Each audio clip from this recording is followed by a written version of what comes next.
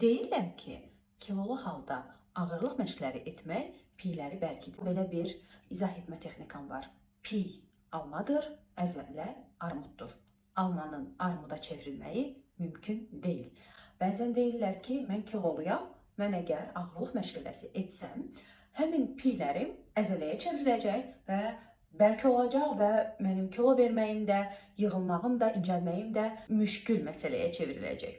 Piy və əzələ bizim bədənimizdə birinin digərinə çevrilməyi mümkün deyil. Necə ki, sizin ürəyiniz qaraciyər ola bilməz. Bəzən belə suallar da gəlir. Mənim qollarım iridir. Mən qol üçün hərəkətlər etsəm, qollarım daha da iriləşəcək. Və yaxud da mənim yan hissələrim, ayaqlarım böyükdür.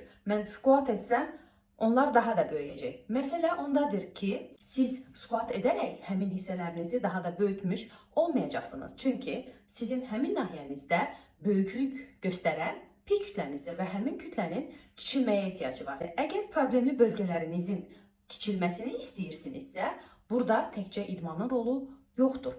Qidalanmağımızda müəyyən bir defitsit yaradacağıq və idmanımızı düzgün, stratejik quracağıq. Bu halda biz bütün məqsədlərimizə çatacağıq. İdmandan qorxmayın. Sevgilər.